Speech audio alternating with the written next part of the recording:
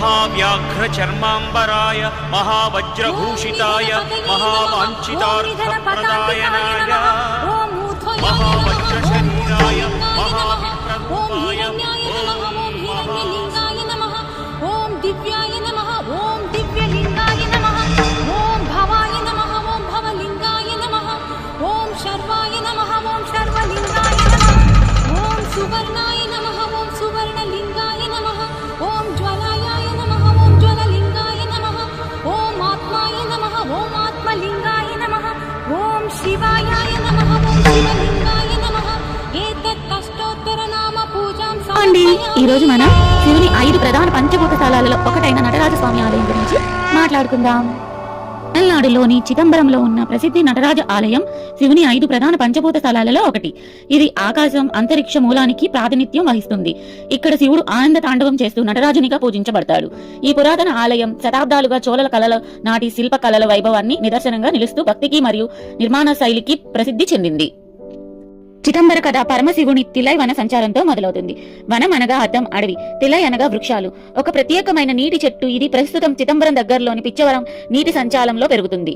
ఆలయ చక్కడాలు తిలై వృక్షాలు క్రీస్తు శతకం 2వ శతాబ్దం నాటివి అని వర్ణిస్తారు.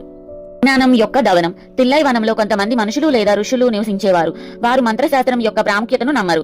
భగవంతుడు కొన్ని క్రతువులు మంత్రాలతో నియంత్రించవచ్చని భావించేవారు. దేవుడు పిచ్చాతనాథర్ రూపంలో ఒక సాధారణ యాచకుడి వలె ఎంతో అందమైన ప్రకాశవంతమైన అడవిలో సంచరించాడు. అతనిని మోహిని అవతారంలోనున్న శ్రీహరి అనుసరిస్తున్నాడు. ఋషులు వారి భార్యలు ఎంతో ప్రకాశవంతమైన ఈ యాచకుడు అందమైన అతని సహవాసిని చూసి ముగ్ధులవుతారు. ఆనందభరితులైన వారి యొక్క ఆడవారిని చూసి ఋషులు ఆగ్రహిస్తారు. మంత్రాలతో కూడిన క్రతువులను ఆచరించి అసంఖ్యాకరమైన సర్పాలను మంత్రాలిస్తారు. యాచకుడైన ఆ భగవంతుడు సర్పాలను ఎత్తి వాటిని మెడకు నడుముకు దాటిగా చుట్టుకుని ఆభరణాల వలె ధరిస్తాడు. మరింత ఆగ్రహించిన ఋషులు ఆ భయంకరమైన పులిని ఆమంత్రించేసి దాన్ని కూడా శివుడు చీల్చి ఆ పులి చర్మాన్ని నడుముకు చుట్టి శాలువ వలె ధరిస్తాడు. పూర్తిగా విసుగు చెందిన ఋషులు వారి యొక్క ఆధ్యాత్మిక శక్తిని మొత్తం కూడా తీసి ఒక శక్తివంతమైన రాక్షసుడు ముయాలకన్ అను అజ్ఞానిని గర్వానికి చిహ్నమైన ఒక శక్తివంతమైన రాక్షసుడిని మంత్రిస్తారు. పరమేశ్వరుడు ఒక చిరునవ్వుతో రాక్షసుడి యొక్క వెన్ను మీద కాలు మోపి కదలకుండా చేసి ఆనంద తాండవం చేస్తాడు. అతని నిజస్వరూపాన్ని చూపిస్తాడు. భగవంతుడు వాస్తవమని, అతనుకు మంత్రాలు ఆగమాలు సంబంధమైన క్రతువులు అతీతుడని గ్రహించి ఋషులు లొంగిపోతారు. పరమశివుని యొక్క ఆనంద తాండవ భంగిమ యావత్ ప్రపంచంలోని ప్రసిద్ధమైన భంగిమలలో ఒకటి. అనేకులు గుర్తించారు. ఈ దివ్య నృత్య భంగిమ భారత నాట్య నర్తకుడు ఎలా నర్తించాలో తెలియజేస్తుంది.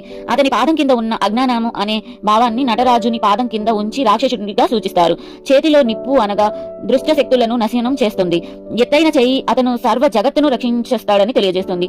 వెనుక ఉన్న వలయము విశ్వాసాన్ని సూచిస్తుంది. చేతిలో డమరకము జీవం యొక్క పుట్టుకను సూచిస్తుంది.